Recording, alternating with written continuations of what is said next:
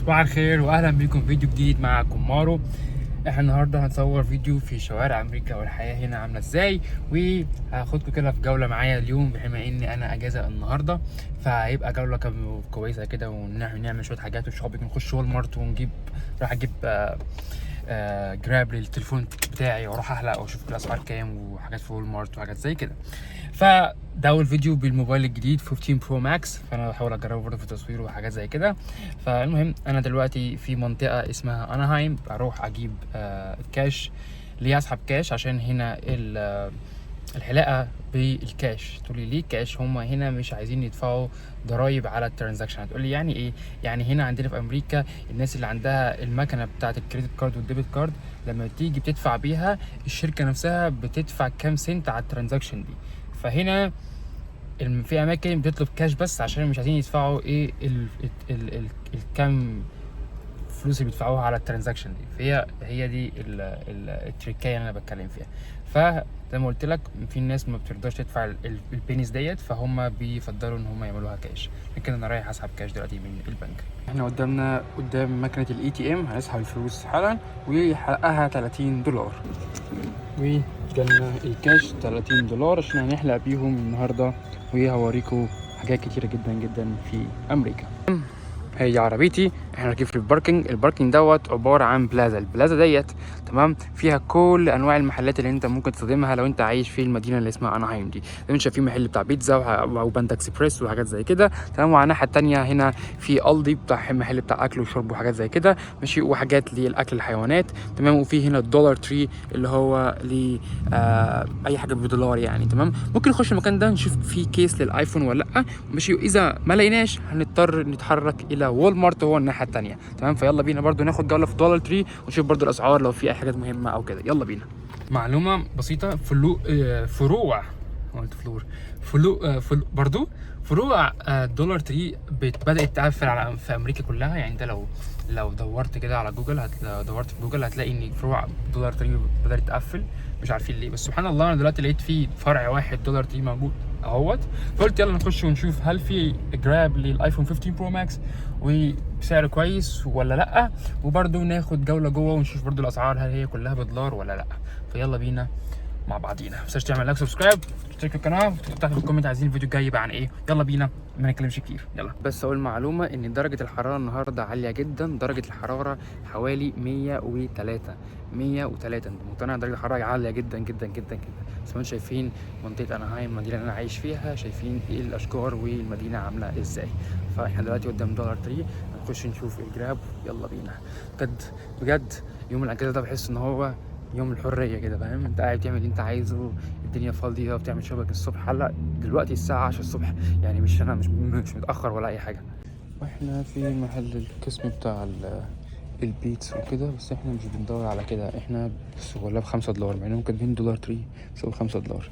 المهم احنا بندور دلوقتي على الجراب، فانا مش عارف الاقي الجراب فين، بس هي مثلا جولة في دولار تري.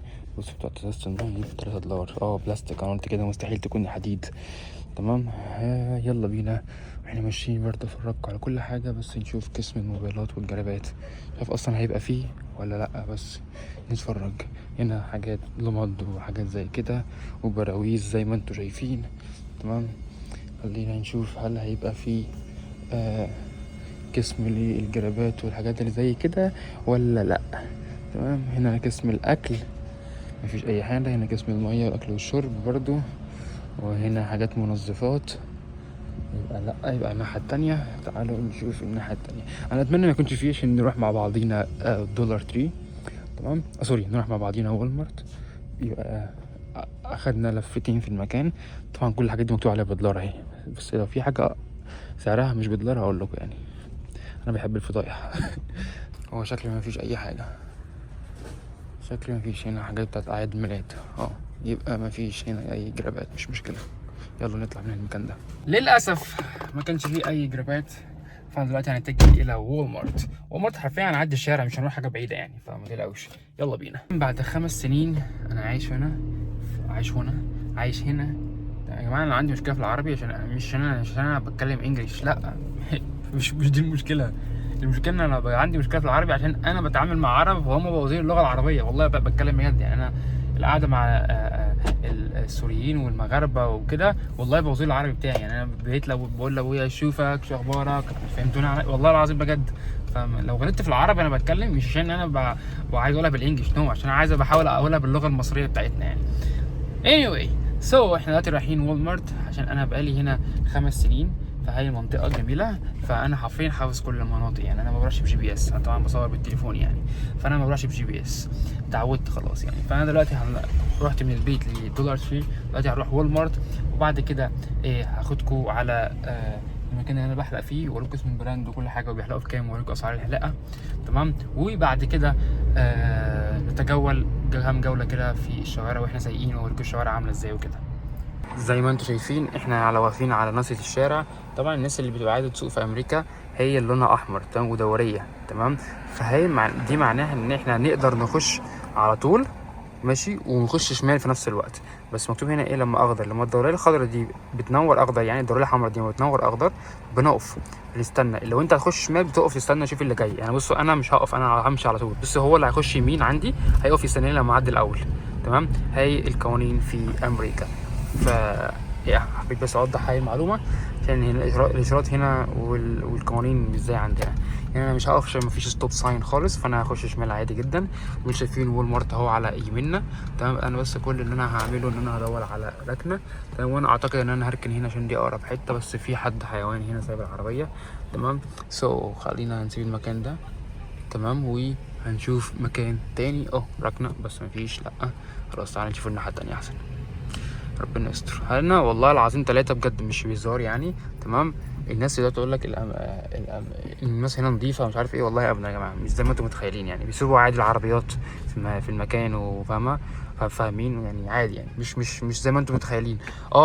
بيبقى عندهم نظام اكتر بكتير جدا من عندنا، بس الهمجيه فيها لسه موجوده يعني. احنا دلوقتي لقينا ركنه وداخلين على وول مارت. معلومه بسيطه، الشغل في وول مارت دلوقتي بقى غالي يعني قصدي يعني سعر الساعه بقى حلو يعني وكده، بيبدا ب 18 و19 دولار، مش زي زمان 16 دولار وحاجات زي كده. ليه؟ عشان نظرا ان الناس ما بقتش تشتغل خلاص في الحاجات ديت، تمام. والله حتى ماكدونالدز دلوقتي بقى بيشغلوا ب 19 و20 دولار، اللي هو اذا بجد والله بجد زي ما بقول لك كده 19 و20 دولار في الساعه. از نوت باد، فاهمني؟ يلا ربي يزيدوا يعني. المهم احنا دلوقتي وصلنا على وول مارت، يلا بينا نخش جوه. المخرس بتاع المدارس والجامعات يعني. فبص عاملين سكول ازاي، ما شاء الله شكله جامد. مالناش دعوه بالناس، بس انا بس بحاول اصور. بصوا المنظر. المهم عاملين سكول، احنا هنروح قسم شاشات. انا حافظ المكان عشان كده انا رايح على طول. انتوا شايفين الحاجات هنا اسعارها عامله ازاي واحنا ماشيين، تمام. وول مارت حرفيا بيبقى عندهم كل حاجه، حرفيا عندهم كل حاجه. المهم كل ده عشان السكول. خلاص يا جماعه في ايه، فين الترحيب بطلاب ان هم خلصوا مدرسه ولا اتخرجوا ولا الترم خلص عندهم بيبقى عامل ازاي. المهم يلا بينا نشوف الجراب.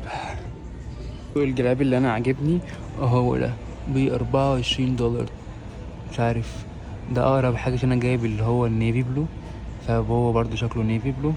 فانا بفكر اجيب الجراب ده، بس غالبا ما يكونش كبير عشان انا بكره الجرابات الكبيره. فمش عارف، هو شكله 24 دولار بس مش عارف هو كبير ولا صغير، بس مش عارف اخد الريسك ولا لا. بس انا فعلا هاخد الريسك واريح دماغي يعني. يلا خلينا ننجز. زي ما انتم شايفين هنا الايفونز، خلينا اوريها لكم لحد ما الراجل ما يجي. هنا ال 15 بلس عامل حوالي 1000 دولار. ال 15 عامل حوالي 800.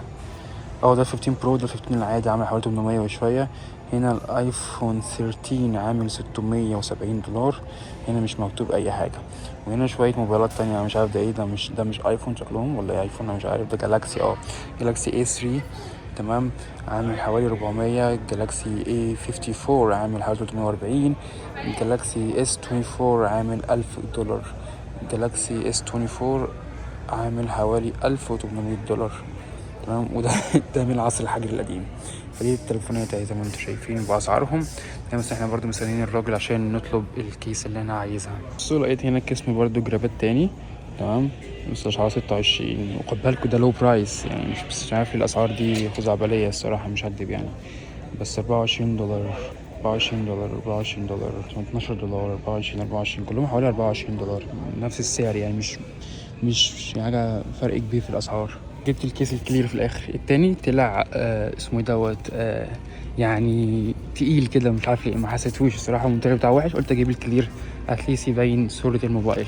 المهم احنا في قسم الأجهزة زي ما انتم شايفين، $129 $83 الميكروويف، $74 الميكروويف يا جماعة، 141.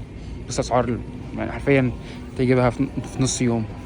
anyway يلا بينا ندفع، أنا اوريدي دفعت، يلا بينا نخرج من والمارت ونحكي شوية على ايه الحلاقة بكام وبيعملوا بكام وحاجات زي كده، بما ان النهارده انا رايح احلق، وبرضه واحنا في الطريق اوريكم الشوارع بتاعت امريكا، بما ان انا عارف الطريق فهعرف اسوق من غير GPS، فهوريكم الشوارع والفري واي وحاجات زي كده.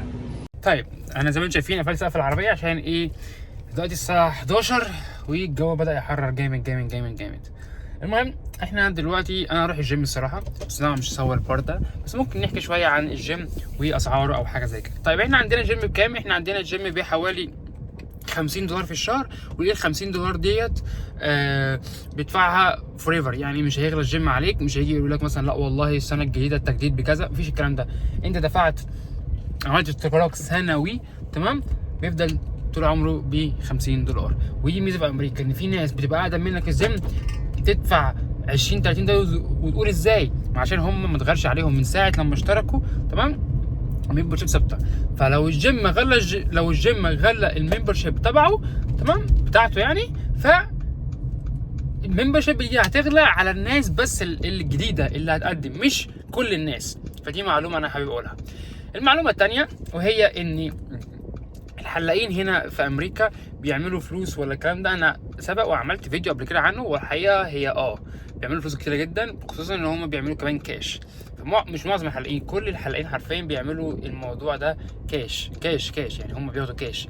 فطبعا انت مش هقول كده على كله، بس نيفر نو، ممكن في ناس بتاخد الكاش ده في جيبها، بتقول مثلا بتوع الضرايب ان انا بدل ما اعمل كذا عملت كذا، يعني مثال يعني بدأ يقولوا مثلا بتوع الضرايب والله بدل ما نعمل 100 عمل لا احنا ما عملناش 100,000، احنا عملنا 50,000 مثلا، يعني فهمتني ايه؟ عشان انا اعرف حد حكى لي كذا الموضوع ده. فهي دي ميزه في موضوع الناس اللي هي بتعمله اللي هو الكاش. فالمهم احنا النهارده بما ان اليوم مشمس وجميل وتفاصيل الشارع باينه، فانا هاخدكم جوله في الشارع واوريكم الحياه هنا وفي المدينه اللي انا عايش فيها، انهايم في كاليفورنيا. طيب انا الاول زي ما انتم شايفين انا مدي اشاره يمين عشان نخش الشارع اليمين، عشان بعد كده هنخش شمال وهنطلع على الفري واي لحد ما نوصل للجيم. هو عباره عن 2.5 مايل او حاجه زي كده من البيت عندي. طيب زي ما انتم شايفين هي المنطقه تمام، البيوت هنا حرفيا بتعمل في الرينج حوالي من 800,000 وانت طالع، مفيش بيت اقل من هنا في المنطقه دي، اقل من 300,000 اصلا، او في كاليفورنيا عامه تمام. بيبقى بنسبه ان الايجار اصلا غالي. الايجار هنا عندنا في التو بيدروم بتبقى 2900 ولا حاجه، ده اقل حاجه تمام. وكمان الوان بيدروم دلوقتي عامله 1800 1900، فالايجار غالي جدا جدا جدا. هو ده بص غبي، بص هو دول في ناس كده من في اغبياء بتلاقيهم والله العظيم في الشوارع هنا برضه في امريكا، يعني صدقونا مش عندنا احنا بس نقعد نزمر وكده. بص هو مش عارف يعمل ايه دلوقتي. المهم دايما في شوارع امريكا بتلاقوا البنزينات على النواصي بتاعت الشارع. بصوا يعني واحده، الثانيه، الثالثه، شايفين كام؟ بصوا برضه بصوا الزباله ازاي في الشارع عادي يا جماعه. ده اللي انا عايز اقوله، والله امريكا فيها سلبيات يعني تمام. مش معنى كده ان هي وحشه، انا بقول ان هي وحشه، بس إن مش عايزك تفتكر ان الناس عايشين هنا في عالم اخر مثلا، لا والله عادي برضه في زباله على الارض اهي تمام، وفي هوملس اهم قاعدين، وفي هوملس نايمه اهي. لا دي محطه اتوبيس، بس في كرسي واحد قاعد عليها اهو، زي هوملس اهو. في واحد بعجله هناك عادي برضه، فاهمين؟ عادي ناس عايشين حياتهم طبيعيين يعني قاعدين، فاهماني؟ المهم خلينا مثلا بما ان انا ذكرت الجاز ستيشن، اقول لكم مثلا الناس اللي بتبقى شغاله في الجاز ستيشن دي بتعمل كام. الناس اللي هنا بتبقى شغاله في الجاز ستيشن بتعمل $17، ده المينيمم ويج. المانجر هنا ممكن يعمل له حوالي من 20 وانت طالع تمام. فهل الجاز ستيشن اصلا شغلانه امنه وكده؟ والله العظيم لا، دي نصيحه مني يعني، انا اشتغلت كل الشغلانات الحرفيه اللي ممكن تتخيلوها. تمام. فالجاز ستيشن مش شغلانه امنه خالص. تمام. بس طبعا بتترتب على الاريا اللي انت عايش فيها. الاريا لو كويسه اوكي، لو الاريا مش كويسه هتلاقي في سرقه ونهب وضرب وقتل وحاجات زي كده يعني. تمام. فده بتحس طبعا زي ما قلت لكم على موضوع الاريا. في هنا جامعه امريكان كارير كوليدج اهي. تمام. وفي بعد كده امازون، هنا المخزن بتاع امازون. شفتوا منطقتي انا عارفها ازاي. فيا المهم احنا دلوقتي هنطلع على الفري واي. الفري واي سرعته بتبقى 65 ما بتعديش 65. تمام. مايل بالاور زي ما انتم شايفين كده. احنا بنتعامل هنا بالمايل اوكي. احنا عندنا في مصر اعتقد بنتعامل بالكيلو، فهنا الموضوع مختلف شويه. تمام. وانا ان شاء الله اليوم اللي انا اروح فيه الشغل هبقى اوريكم المنطقه اللي انا بشتغل فيها والبحر وحاجات، عشان انا شغال في مكان مش عايز اقول اسمه ولا ليه ولا اي حاجه. هوريكم في الفيديو ان شاء الله، عشان هخليها لكم فجاه قدام البحر. حرفيا بفتح مكان الشغل بتاعي كده انا قدام البحر، فبجد الفيو جامد جامد جامد جامد. المهم احنا دلوقتي هننزل نخش فري واي تاني. هما كذا فري واي، فانا مش عايز اخش الساوث، فانا هخش اللي بعديه. تمام. عشان نروح على الجيم. نتكلم مثلا في قصه ان انا كشاب هنا مصري عايش حياتي عامله ازاي، صعبه سهله مش عارف ايه. عندك صحاب، عندك طبعا انا عندي صحاب، عندي عرب وعندي اجانب، بس انا عندي عرب اقل الصراحه. عندي مثلا حوالي 4-5 عرب والباقي كلهم اجانب. تمام. هل انا بحس بفرق؟ الاول كنت بحس بفرق، بعد كده ما بقتش احس بفرق. تقول لي ليه يا عمر؟ اقول لك ان انا خلاص بعد ما اتعلمت اللغه وكده ما بقتش حاسس بفرق. عادي، الناس صحابي عادي، وتهزر تضحك معاهم، تخرج معاهم مبسوط، الدنيا تمام كده يعني. المهم ففكره ان انت عندك صحاب عرب كويسه، كويسه الصراحه مش وحشه. تمام. بس حاول تحدد صحابك العرب. تمام. عشان في ناس هنا مش كويسه. تمام. وبتبقى عارفاك بس كمصلحه. تمام. فبلاش تقرب من عرب كتير، خليك كده في ايه يعني في الحدود كده يعني. تمام. بما نسبة انا بعمل ايه يوم اجازتي. انا مثلا النهارده رحت اشتريت الحاجات اللي انا شفته، كمان رايح الجيم دلوقتي، وبعد كده اروح على شعري، وبعد كده خارج بالليل، خارج مع اصحابي على الساعه 6 المغرب. ده حياتي في اليوم الاجازه بتاعتي يعني. تمام. هل انا باخد اجازات؟ زي ما شفتوا انا نزلت اخر كام فيديو في اريزونا، مدينه اريزونا او ولايه اريزونا، رحت سافرت وكده. فانا دايما في الاجازات بما اني ان انا خلصت الدراسه او خلصت الترم يعني. تمام. ففي الاجازات الكبيره يعني بحب اسافر، اروح لاس فيجاس، اروح سان فرانسيسكو، اروح نيفادا، اروح فاهمني. بحاول ايه انوع يعني. فدي في الاجازات الكبيره. لكن الاجازات الصغيره اللي هي زي يوم او يومين انا حرفيا بطلع مثلا زي ما انتم شايفين كده، اخرج مع اصحابي بالليل ولا حاجه والموضوع انتهى يعني، زي عندنا في مصر يعني. تمام. فبس خليني نتمشى على الفري واي دلوقتي واوريكم حاجات، عشان عارف ان انتوا هتتفاجئوا منها. زي ما انتم شايفين الفري واي هنا مش زي ما انت متخيل الارض مسفلته. بصوا العربيه بتتحرك ازاي، والله ابدا. بصوا الشوارع عامله ازاي، يعني هو نص متسفلت والنص التاني لا. تمام. انا مش هقول لك ان هي وحشه ولا حلوه، بس انت هتلاقوا نقر عادي، هتلاقوا التكسير اهو. بصوا هتلاقوا نقر عادي. شايف سامعين العربيه عملت ازاي؟ سامعين هي عدت على النقر اهي. شفتوا؟ والله العظيم 3 حصلت اهو يعني اللايف. المهم فدي حاجه حابب اقولها لك.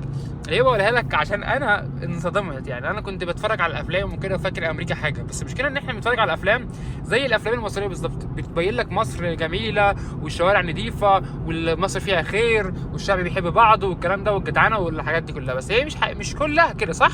فيها كده بس مش كلها. ناس تتكلم امريكا مش كلها كده يعني. مش الشوارع نظيفه وبياض وجمال وخضار وشجر والشوارع مسفلته ومفيش، فاهمين؟ مفيش الكلام ده. مفيش الكلام ده حرفيا يعني. انت حرفيا يعني في زحمه وفي شوارع مكسره وفي. بس انا بقول كده عشان انا مش عايز الشخص يجي وينصدم بالواقع يعني. تمام. زي ما انا ايه انصدمت كده. فانت دايما فكر كده بعيدا بقى عن الشوارع والكلام ده كله. فكر كده في حياتك في امريكا ايه هي، ان انت جاي تبني حياتك. ما تفكرش ان انا عايز جاي اعيش في شوارع نظيفه او جاي. طب ما خلاص يا عم، ما يعني كنت رحت عشت في كومباوند كويس في مصر وراح دماغك مثلا يعني. فالحياه هنا انا مش شايفهاش ان هو شوارع وجمال وخضار وخلاص. لا، الحوار انا شايف الحياه هنا ان انت تشتغل، تدرس، تتعلم. تمام. تتخرج من جامعتك وتشتغل بشهادتك وتعمل حياتك وتجيب بيتك وعربيتك وتروح حياتك. تمام. ليه؟ عشان هنا امريكا بتشجعك على كده. تمام. فدي نصيحتي يعني كشاب مصري عايش في امريكا وبقالي 5 سنين الحمد لله يعني. والله 5 سنين عدوا وانا حسيتهمش يعني. بس المهم انا دلوقتي خلاص قربت اوصل على الجيم. فاول ما اوصل على الجيم نتكلم على الاسعار الحلاقه. انا بدفع $25 وبتسيب لي الراجل $5 تيبس. ايوه في تيبس عادي عندنا هنا في امريكا وكمان لما بتيجي تدفع في اي مكان بيقول لك تيبس ويحط لك نسبه كمان، فاهمني؟ فالمهم انت هنا، انا هنا يعني بديله $5 تيبس الصراحه، ما بزودش عن كده، تمام؟ يعني هو ب 25 بديله $30 كويس جدا. وكمان الحلقات كلها بتبقى 40 45، بس اغلى حاجه شفتها في المنيو يعني بتاعهم او الليست بتاعهم كانت $75. ايوه زي ما سمعنا كده $75. فبس ده اغلى حاجه. في ناس تانية بقى بتعمل بروتينات وكرياتينات ومش عارف ايه، ده دول بيخش لهم في 100 وشويه. انا بتكلم في الحالات العاديه يعني، ده انه مش عارف كذا كذا كذا وحاجات زي كده $75. اتمنى اكون انا غطيت كل حاجه وكملنا فيديو فاني. انا حرفيا مش هطلب الفيديو دوت، انا صورته كده بالحب. اتمنى يكون عجبكم. ما تنساش تعمل لايك سبسكرايب وتشترك في القناه وتقول لي عايزني اعمل فيديو عن ايه، واشوفكم في فيديو جديد. سلام.